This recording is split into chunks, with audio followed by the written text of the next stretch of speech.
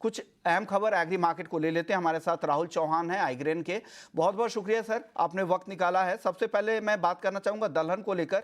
Sir, मसूर की एक रिपोर्ट आपने शेयर की थी, लेंटिल की, रेड लेंटिल की। ओवरऑल जो नंबर है, प्रोडक्शन के नंबर, ग्लोबल प्रोडक्शन के नंबर, वो किस तरह के दिख रहे हैं? कौन से ऐसे देश है, ग्लोबल सप्लाई की स्थिति क्या बन रही है और भारत के लिहाज से इसके क्या मायने हैं, कैसे देखना चाहिए इसे सर?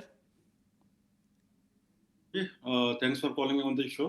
जैसे कि आपने बताया, आज सुबह मैंने एक रिपोर्ट बनाई थी जिसमें सारा इंटरनेशनल कंट्रीज में जो है कितना प्रोडक्शन है, कितना सप्लाई डिमांड रहेगा, इंडिया का कितना प्रोडक्शन है, कितना हम इंपोर्ट कर सकते हैं। तो कुल मिलाकर जो है जो आखिरी आंकड़े आए हैं उसके अनुसार विश्व में करीब 10 लाख टन लाल मसूर जो है वो एक्सेस में रहेगी।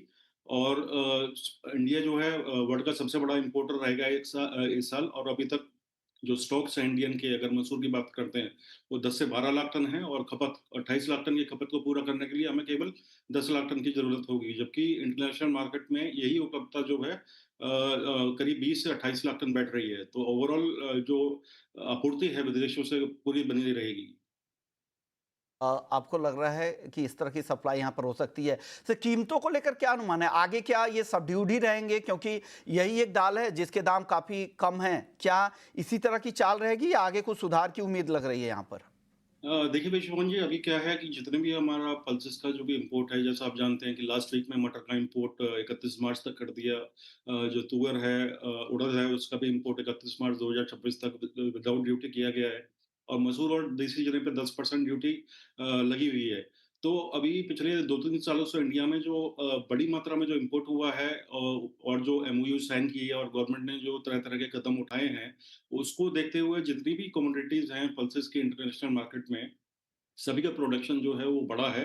तो ओवरऑल और लास्ट सीज़न में जैसा कि आप जानते हैं, खरीफ और रबी सीज़न दोनों इंडिया में अच्छे रहे हैं दलहनों के उत्पादन मामले में। तो ओवरऑल अवेलेबिलिटी जो है इंडिया में एज़ वेल एज़ विदेशों में बहुत बढ़िया बनी रहेगी। और कई देश जो हैं भारत को निर्यात करते हैं दलहनों का, तो उनका आपस में जो कॉम्पिटिशन है वो भी बढ़ेगा। तो भविष्य में मुझे कोई उल्लेखनीय तेज़ी नहीं दिखाई दे रही दलहन मार्केट में।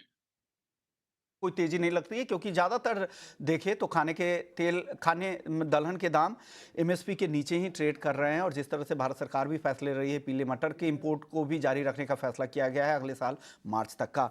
बट फिर भी 2-3 ओके राहुल जी, आपको क्या ट्रेंड दिख रहा है खाने के तेल मार्केट को लेकर?